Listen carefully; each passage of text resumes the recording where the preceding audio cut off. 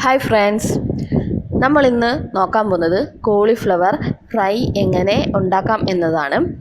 വളരെ ഈസി ആയിട്ട് നമുക്ക് ഉണ്ടാക്കാൻ പറ്റുന്ന ഒരു ഐറ്റമാണിത്. അതുപോലെ വെറും സിമ്പിളായിട്ടുള്ള മെത്തേഡാണ് ഞാൻ ഇന്നിവിടെ യൂസ് ചെയ്തിരിക്കുന്നത്. അപ്പോൾ നമുക്ക് എങ്ങനെ കോളിഫ്ലവർ ഫ്രൈ ഉണ്ടാക്കാമെന്ന് നോക്കാം.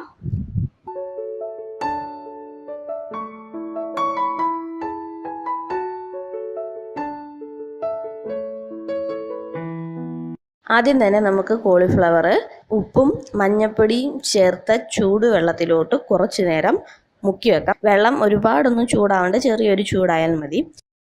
ഇങ്ങനെ നമ്മൾ ചെയ്യുന്നത് എന്തിനെന്ന് വെച്ചാൽ കോളിഫ്ലവറിനകത്ത് ചിലപ്പോൾ ചെറിയ പുഴുക്കളും കീടങ്ങളും ഒക്കെ ഉണ്ടായെന്നിരിക്കാം. അപ്പോൾ അതിനെ ഒന്ന് നശിപ്പിക്കാൻ വേണ്ടിയാണ് നമ്മളിങ്ങനെ ചെറിയ ചൂടുവെള്ളത്തിൽ കുറച്ച് നേരം കോളിഫ്ലവറിനെ മുക്കി വെക്കുന്നത്. ഏകദേശം ഒരു 10 മിനിറ്റ് കഴിയുമ്പോൾ ഇത് ആ ചൂടുവെള്ളത്തിൽ നിന്ന് കോരി മാറ്റി വെക്കാം. എന്നിട്ട് ചെറിയ കഷ്ണങ്ങളാക്കി അരിഞ്ഞെടുക്കാം. ഇനി നമുക്ക് ആവശ്യമായിട്ടുള്ളത് കടലമാവാണ്. ഞാനിവിടെ 1 കപ്പ് കടലമാവാണ് എടുത്തിരിക്കുന്നത്. പക്ഷേ ഈ മാവിൻ്റെ അളവ് നമ്മുടെ കോളിഫ്ലവറിൻ്റെ കോട്ടിങ്ങിൻ്റെ തിക്നെസ്സിനനുസരിച്ച് നിങ്ങൾക്ക് കൂട്ടുകയും കുറയ്ക്കുകയും ചെയ്യാം.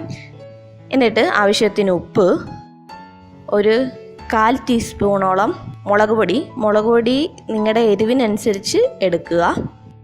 പിന്നീട് ഒരു നുള്ള് മഞ്ഞൾപ്പൊടിയും കൂടെ ചേർത്ത് കുറേശ്ശെ വെള്ളം ഒഴിച്ച് നമുക്കിതൊന്ന് കുഴച്ചെടുക്കാം.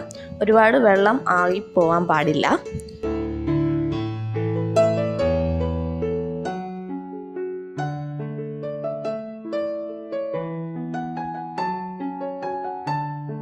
അങ്ങനെ നമ്മുടെ മാവ് ഇവിടെ റെഡി ആയിട്ടുണ്ട്. ഈ കൺസിസ്റ്റൻസിയാണ് നമുക്ക് വേണ്ടത്.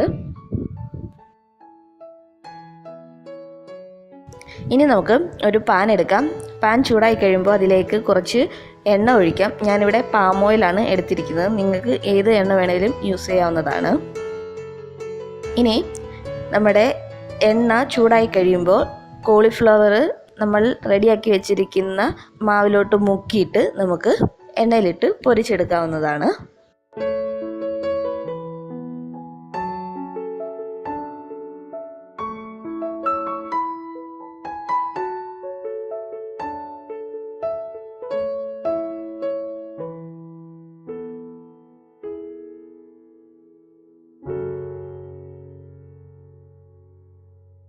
ഒരു സൈഡ് മൂത്ത് കഴിയുമ്പോൾ നമുക്ക് തിരിച്ചിട്ട് കൊടുക്കാം.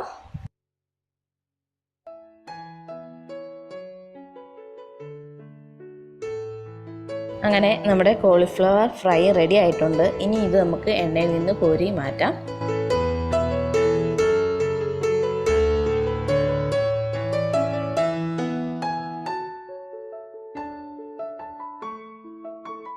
ഇത്തരത്തിൽ ബാക്കിയുള്ള കോളിഫ്ലവർ നമുക്ക് ഫ്രൈ ചെയ്തെടുക്കാം.